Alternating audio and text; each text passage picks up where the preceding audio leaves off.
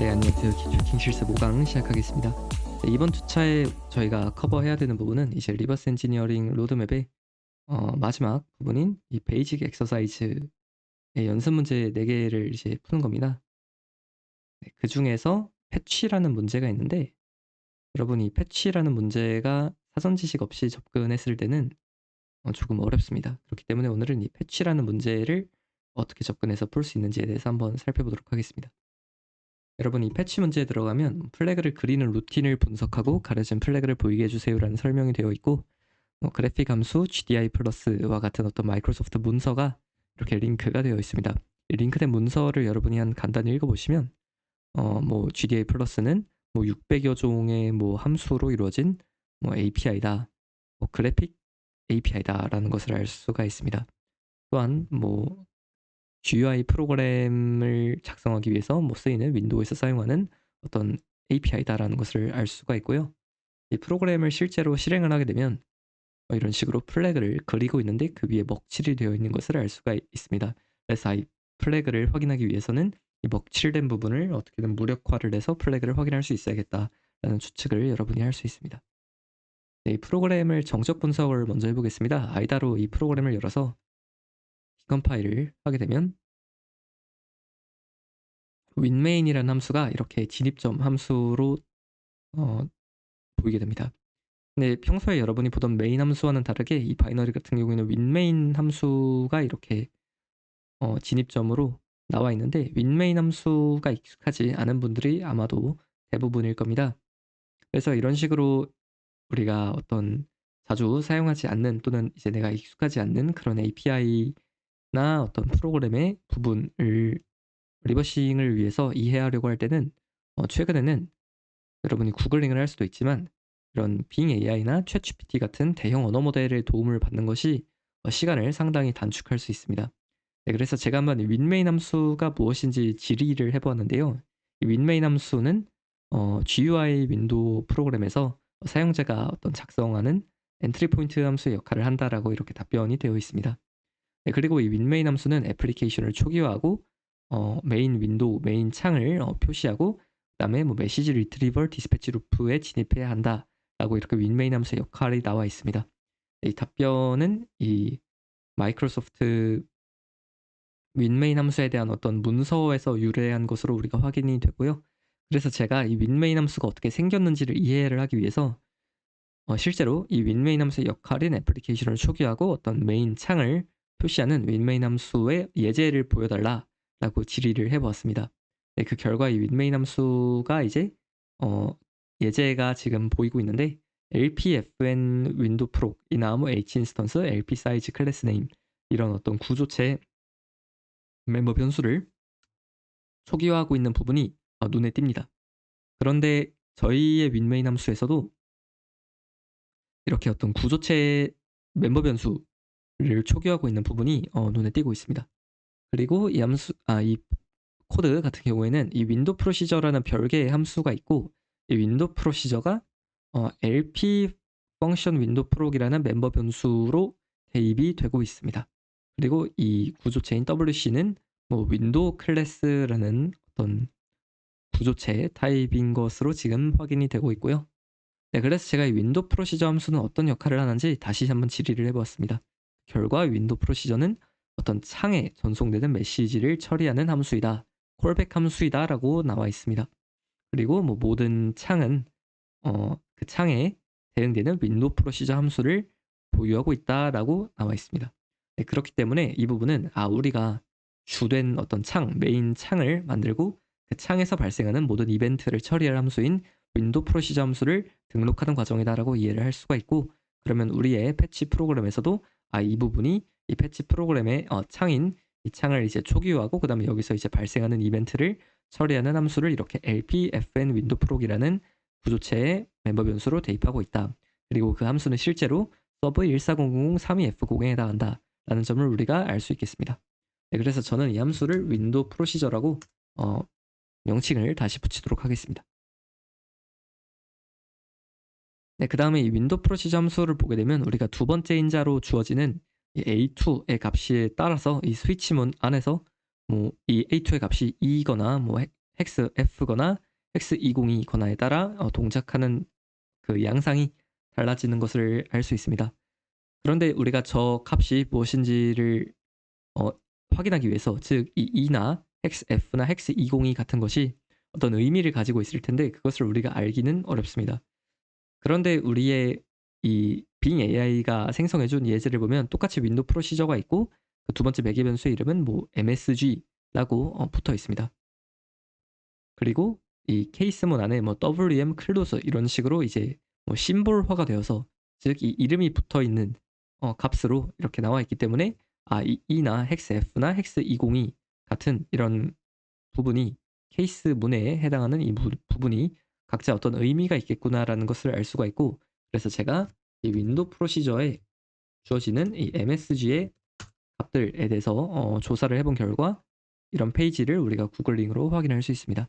이 페이지에 보면 각 이 값에 해당하는 것이 어떠한 의미를 가지고 있는지 알 수가 있고, 예를 들어서 저 밑에 있는 헥스 202 같은 경우에는 우리가 뭐 L 버튼업의 의미를 가지고 있다. 즉 추측하기로는 마우스의 왼쪽 버튼이 올라갔을 때, 즉 마우스 클릭이 끝났을 때임을 알 수 있고, 그 다음에 이 위쪽에 있는 케이스 15 같은 경우에는 제가 15를 찾아보면 WM 페인트, 즉 뭔가 이 화면에 그렸을 때 동작하는 코드임을 추측할 수 있습니다.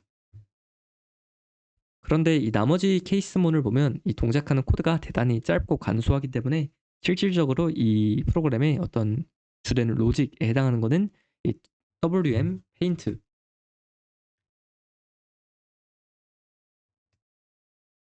블록에 해당하는 코드임을 알 수 있습니다. 네, 이 코드를 보면 뭐 대부분 GDI 페인트, GDIP 얼록 해서 뭐 GDIP create from HDC, delete graphics, GDIP free 이런 어떤 메모리를 뭐 할당하고, 그다음에 뭐 create, 그다음 뭐 해제하는 등의 API 함수를 호출하고 있는 코드가 대부분이고, 이 코드를 더욱 자세히 보면 실제로 이 프로그램의 개발자가 작성한 루틴은 그러니까 라이브러리 함수를 호출하지 않고 이 순수히 프로그램 개발자가 작성한 루틴을 호출하는 부분은 이 서브 14000 EC40 함수를 호출하는 부분임을 알 수 있습니다. 그래서 우리가 이 함수 안에 들어가 보면 어, 서브 14000 EB80이라는 함수를 대단히 많이 호출하고 있고, 이 함수의 호출이 모두 끝난 이후에 각기 다른 함수를 호출하고 있습니다. 그리고 이들 함수는 각각 들어가 보면 create pen, draw line, 뭐 delete pen 있는 것을 봐서 뭔가 펜 객체를 생성하고 선을 그리고 소멸시키는, 펜 객체를 다시 소멸시키는 이런 부분의 코드가 반복이 되고 있습니다. 이 밑부분의 함수도 동일하게 펜을 생성하고 그리고 소멸시키고 생성하고 그리고 소멸시키고 하는 등의 동작을 반복적으로 하고 있습니다. 그렇기 때문에 우리가 이 부분의 코드들이 이 코드에서, 즉 서브 14000 EC40 함수에서 일부는 이 먹칠을 하는 데 사용되고 일부는 플래그를 그리는 데 사용될 것이다라는 추측을 할 수 있습니다. 이렇게 우리가 이 프로그램의 내부 동작을 정적 분석을 통해 대강 이 파악한 상황에서 동적 분석을 통해서 더욱더 자세히 알아보도록 하겠습니다. 네, 민디버거를 열고 patch.exe 프로그램을 우리가 열어서 분석을 해보겠습니다. 네, 우리는 먼저 이 서브 14000 EB80 함수에 중단점을 걸어서 이 함수가 호출될 때마다 프로그램이 일시 정지하도록 해보겠습니다. 제가 지난 시간에 말씀드렸는데 이 서버 14000 EB80은 아이다가 생각했을 때 이 14000 EB80 주소에 이 함수가 있어서 이런 식으로 이름을 붙였지만, 이 14000 0000 부분은 아이다가 생각한 베이스 주소이지 메모리에서 실제 이 바이너리의 베이스 주소는 다르기 때문에 우리는 이 오프셋인 EB80만을 취해 주어야 한다. 그래서 실제로 우리가 예를 들어서 이 함수에 중단점을 걸고 싶다면 bp 그다음에 실제 윈디버거 상에서 해당 바이너리의 베이스 주소에 해당하는 값인 패치, 즉 프로그램의 이름 그리고 오프셋인 EB80을 더해 주어야 한다라고 말씀을 드렸습니다. 그 다음에 우리가 고를 하면 프로그램이 실행되다가 흰 화면이 뜨고 그 다음에 일시 정지한 것을 확인할 수 있고요. 왼쪽은 이미 실행한 프로그램이기 때문에 우리가 닫아주도록 하겠습니다. 네, 이 프로그램이 지금 일시 정지한 상태입니다. 네, 이 상태에서 우리가 고를 할 때마다 이렇게 검은 선이 하나씩 보여지고 있습니다. 이 까만 선이 계속 보이고 있는 것을 보아서 이 부분은 우리가 먹칠을 하는 부분이 있구나라는 것을 알 수가 있겠고, 그거를 계속하다 보면 어느 순간 프로그램이 더 이상 정지하지 않으면서 나머지 플래그를 그리는 것을 알 수 있습니다. 어, 이를 가지고 짐작을 할 때 EB80 함수는 오로지 이 먹을 그리기 위해서만 사용하고 먹칠을 하기 위해서만 사용되고, 그 다음에 이 EB80 함수의 호출이 모두 끝난 이 17A0부터 이 부분이 플래그를 그리는 부분이다라고 할 수가 있겠습니다. 그러면 우리가 해야 되는 일은 이 먹칠을 하는 부분인 이 부분의 코드를 모두 건너뛰는 것인데, 이를 위해서는 여러 가지 방법이 있겠지만 이 강의에서는 이제 두 가지 방법을 한번 소개를 하겠습니다. 가장 먼저 직관적으로 할 수 있는 생각 중에 하나는 이 부분의 코드를 전부 건너뛰면 되지 않을까 하는 생각이고, 이것을 우리가 달성하기 위해서는 이 EB80 함수를 최초로 호출하는 이 콜 인스트럭션을 점프로 바꿔서 어디로 점프를 하게끔 하냐면, 이 EB80 함수의 호출이 모두 끝난 이 14000 EFT1 부분으로 점프를 하게끔 할 수가 있겠습니다. 네, 우리가 일반적으로 프로그램이 실행되고 있을 때 그 프로그램을 실행 중인 프로세스의 코드를 바꾸는 것은 이제 제한되어 있지만, 우리가 아이다를 통해서 16진수 편집기로 직접 바이트를 조작한다거나 또는 디버거상에서 코드가 로드된 메모리를 우리가 변조해서 이 프로그램의 코드를 직접 수정할 수가 있기 때문에 우리는 이러한 일을 할 수 있고, 이런 식으로 프로그램의 코드를 변조해서 코드가 우리가 원하는 방향대로 동작하도록 하는 어떤 작업을 코드 패치라고 하기도 합니다.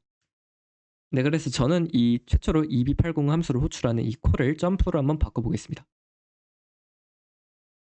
우리가 점프 인스트럭션의 문법을 확인을 하게 되면 오퍼랜드로는 이 값이 현재 RIP로부터 얼마만큼 추가로 전진할 것인가, 즉 어떤 상대적인 오프셋임을 알 수가 있습니다.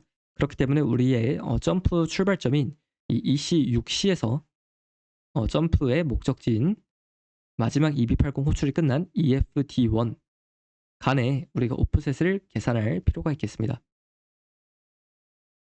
네, EFT1에서 EC6C를 빼는 것이기 때문에 우리가 계산기를 이용해서 계산을 해주게 되면 869바이트만의 간격이 난다는 것을 알 수가 있고, 즉 그러면 우리가 최초로 콜 13000-280을 하는 대신에 점프 869를 하면 점프를 할 수 있겠다라는 것을 생각할 수 있습니다. 네, 그런데 이 어셈블리를 실제로 메모리상에 우리가 대입하기 위해서는 바이트 코드, 즉 기계어로 바꿔줘야 하는데, 이 과정은 온라인에 쉘스톰 어셈블러라고 검색을 해보면 이런 사이트가 있고, 여기서 아키텍처인 X8664를 선택하고 JMP869라고 입력한 다음에 어셈블을 하면 이런 식으로 어셈블리를 기계어로 바꿔주는 어떤 유용한 사이트가 있습니다. 그래서 우리가 2960030000이 점프 869에 해당한다는 것을 알 수가 있습니다. 그래서 저는 이 프로그램을 멈추고 다시 재시작한 다음에 이 EC6C 오프셋의 코드를 바꿔보도록 하겠습니다. 우리가 윈디버거에서 메모리를 볼 때는 D를 사용하고, 그 다음에 메모리를 편집할 때는 E를 사용한다고 말씀을 드렸습니다. 이 EC6C를 보게 되면 DB, 즉 바이트 단위로 D 보게 되면 현재 280F, FF, FF, FF가 있는데, 이 부분을 저희는 아까 우리가 어셈블한 기계어인 2960030000으로 바꿔주겠습니다. 바이트 단위로 바꿀 것이기 때문에 EB를 입력하고 바꿀 주소인 패치 플러스 EC6C, 그 다음에 2960030000을 입력하고 다시 보게 되면 이 부분이 바뀌어 있는 것을 알 수가 있고, 우리가 dp가 아니라 unassemble 커맨드인 u를 이용해서 디서셈블을 해보면 코드도 실제로 기존의 콜이 아닌 점프로 바뀐 것을 알 수 있습니다. 이 상황에서 고를 하게 되면 이렇게 플래그가 잘 보이는 것을 알 수 있습니다. 네, 그런데 이 점프를 사용하지 않고 조금 더 단순하게 문제를 해결하는 방식이 있습니다.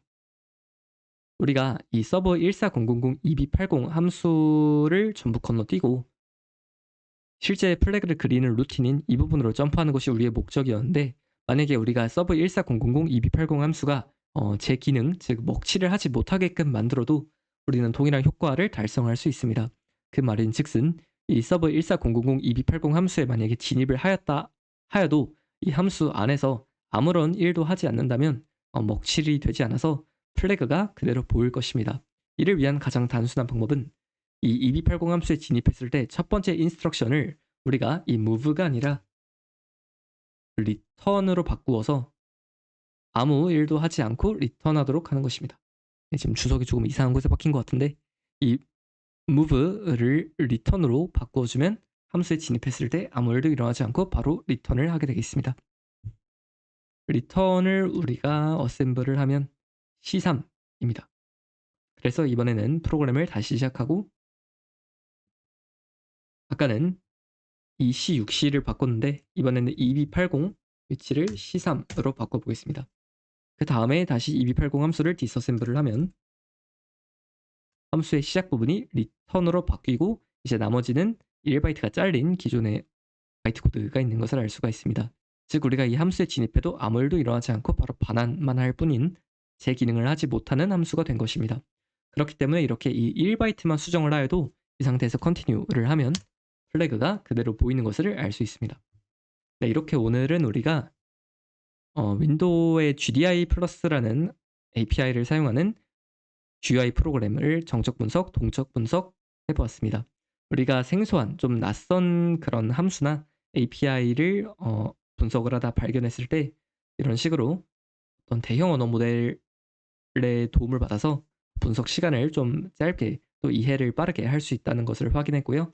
그 다음에 때때로는 이런 그 코드를 직접 패치해서 코드를 수정해서 우리가 원하도록 동작하도록 하는 이런 코드 패치 기법이 대단히 유용하다라는 것을 이 문제를 해결함으로써 우리가 배우게 되었습니다. 네, 이상으로 기초 해킹 실습 5강을 마치도록 하겠습니다. 여러분 모두 고생 많으셨습니다. 감사합니다.